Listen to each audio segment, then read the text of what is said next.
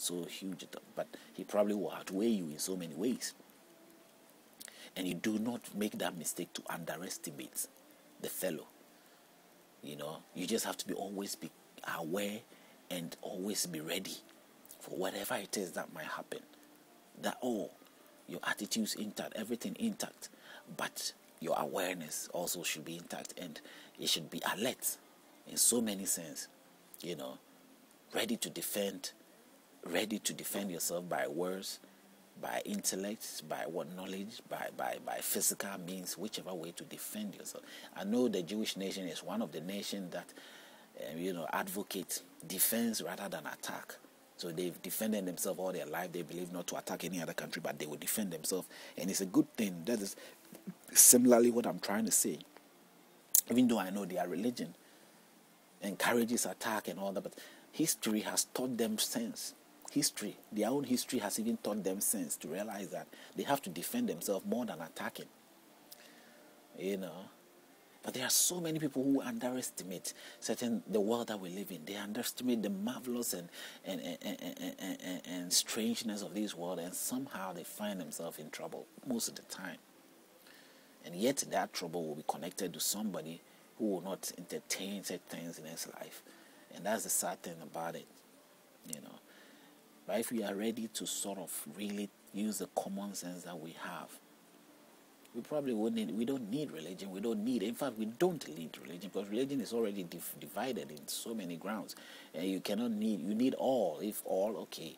But all does not come together. All the divisions, they are not come together. They are having different advices, and they open your eyes to strike each other. And that is the reasons for your eyes to see that these are the places where peace is not being achieved as a result of these things. These are the things that is erupting into this violence that we have to find ways to stop, or find ways to sort of identify it in such a way that we will sort of educate ourselves, get abreast with why is it so, and identify the source of how it happened and how it's all happening, and put an end to it, and give up that thing that we have held on to all our lives. It might end up reaching out to your morals and all that. Of course, your morals are not good. You might be thinking that you have the best morals of whatever you might think of yourself through the religion you are into, but I'm telling you now, it's all bullshit. There isn't anything that is good that has come out for something which is not good. Anything good will come out for something which is good. So just on the basis of that and what we point out in the religion, if you belong to any of them, then you have got the answer straight ahead. But that others with other religions that have not really got a chance or cannot be able to point out to you, look into it yourself.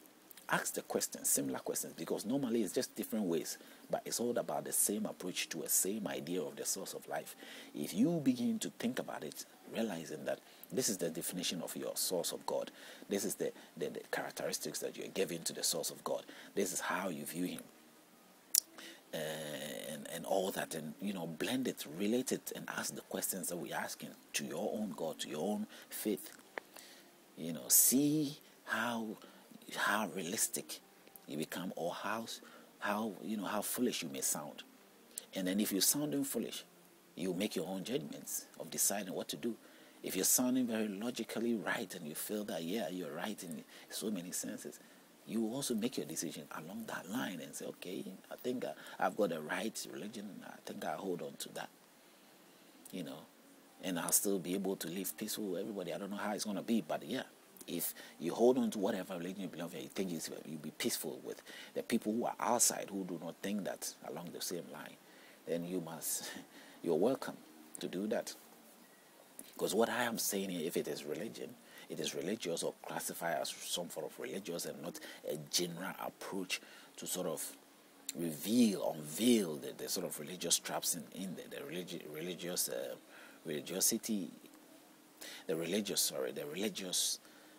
way of life which traps us.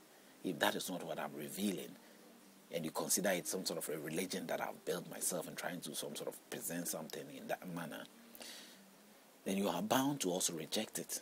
Reject whatever I say, or reject it in so many ways. Don't agree with me, because I'm not trying to make you religious. If you listen carefully and you're getting the message of what I'm trying to say, then you know that I'm not trying to make you religious. I don't want you to be religious. And there's nothing religious about it. I'm pointing you to your own religion. I'm pointing you to the very things that you hold on, your own morals that you claim to have, that you think that it's going to end you well. That morals that you have admired from somebody. Sometimes there are people who do not read books. They only admire people. They admire people who told them hide so many things that happens in their life. And they sort of reveal some things in their life which are good. And they've ended up making people admire them. If you look at a celebrity, just an example, celebrity, they don't come out looking as nasty as they should look. Polished, makeup, especially the women. Even the men do makeup. Even the news today, the men who read news TV, they all make makeups. Any presenter or whatever person who stands on the television do makeup. Why is that? Because they want to give you a good impression. They want to sort of impress you. They want to come out for you to admire them. And we have people, we are admiring them every day.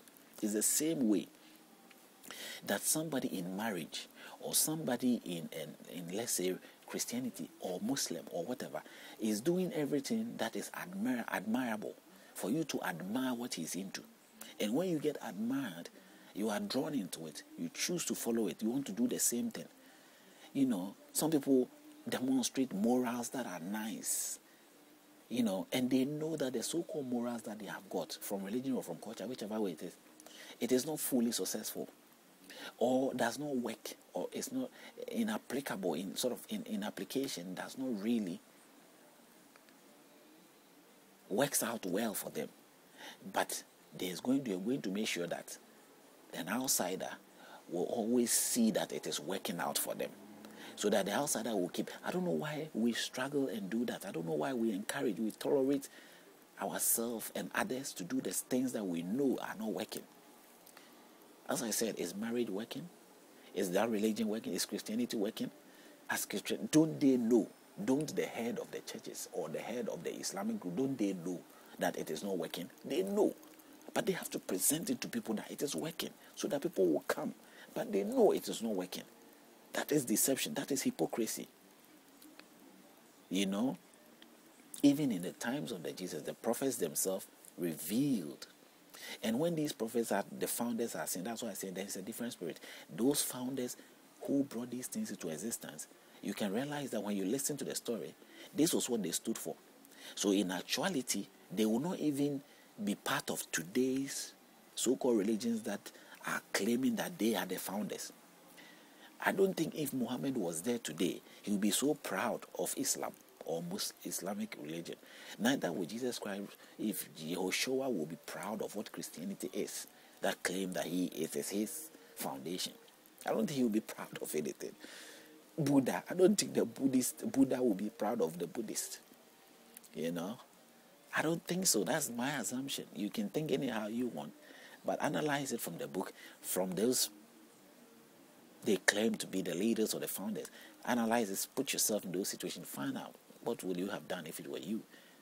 And you can go as far as making an individual experience, linking it to that individual experience. Sometimes the fellow person close to you who make all those claims, and the attitude of your friend, the attitude of your brother, the attitude of your neighbor, certain things, you know,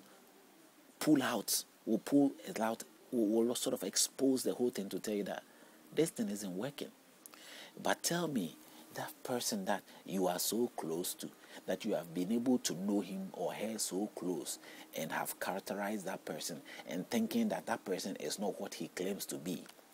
The next person who is a distance away, not as close as you, is not thinking the same way, unless you go and spoil that person's mind and reveal that person to that person and say, okay, this person that you respect so much, that you admire so much, this is who he truly is. Unless you do that. But if you don't do that, that person out there, you know, who will be looking at that person will always be admiring that person because he knows nothing of that person. It is only good things he knows of that person.